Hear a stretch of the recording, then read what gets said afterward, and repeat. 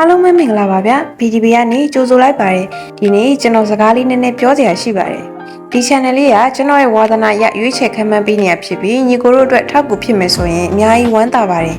ဒါပေမဲ့ကျွန်တော်အလုပ်တစ်ဖက်ကြောင့်မအားတဲ့နေ့တွေဆိုရင်ဗီဒီယိုမလုပ်ပေးနိုင်တာတွေရှိတာကြောင့်ပုံလေးတွေပဲလုပ်ပေးပြီးတင်လိုက်ရတာမျိုးရှိတဲ့အခါနားလည်ပေးကြဖို့ပထမဆုံးအနေနဲ့ပြောချင်တာပါဗျနောက်ပြီးကလပ်ပွဲစဉ်တွေပြန်လာတဲ့အခါဗီဒီယိုတွေပုံလေးတွေလုပ်ပေးဖို့မအားတဲ့အခါမျိုးတွေဆိုရင်ကျွန်တော်ရဲ့ YouTube channel လေးကနေပဲတိုက်ရိုက်လိုက်လွှင့်ပေးသွားဖို့စီစဉ်ထားတာကြောင့် bio မှာတင်ထားတဲ့ YouTube channel လေးကိုလည်း subscribe လုပ်ပေးထားဖို့တောင်းဆိုချင်ပါတယ်ဗျ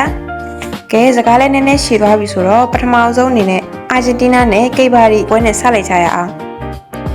ကိဗာရီအသင်းရဲ့နတ်သမီးပုံမြင်နေရတော့အမခမ်းပါပဲရန်ကုန်တိုင်းထဲလူဦးရေအစမတန်ပိုနေတဲ့နိုင်ငံငယ်လေးကနေအခုလိုကမ္ဘာဖလား32သင်းအဆင့်ထိတက်လာတာသူတို့အတွက်တော့တမိုင်းတင်တဲ့နှစ်ပါပဲ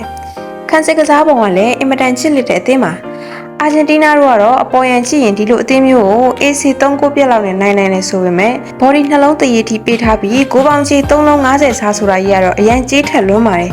ကျွန်တော်တော့ဒီပွဲမှာအာဂျင်တီးနားကအများဆုံး2ဂိုးထိပြတ်နိုင်ပေမဲ့3ဂိုးထိပြတ်ပြီးကြေးအပြည့်အောင်မလားဆိုတာကိုတန်တရားဖြစ်မိပါတယ်ဒါကြောင့်မို့ဒီပွဲမှာကျွန်တော်ကကိဗာရီ body နဲ့9အောင်2မျိုးကိုရွေးချယ်ပေးထားပါတယ်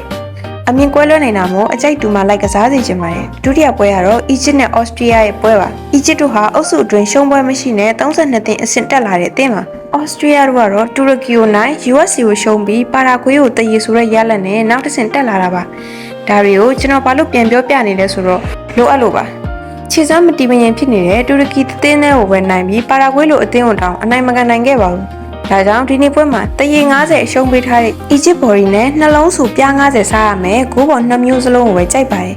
အနည်းဆုံးအီဂျစ်က2-1 2-0လောက်နဲ့နိုင်မဲ့ပွဲလို့မြင်မိပါတယ်ဗျနောက်ဆုံးပွဲကတော့ကိုလံဘီယာနဲ့ခန္ဓာပွဲပါဒီပွဲကတော့ဒီနေ့3ပွဲထဲမှာကြည့်လို့အကောင်းဆုံးဖြစ်မဲ့ပွဲလို့ပြောလို့ရပါတယ်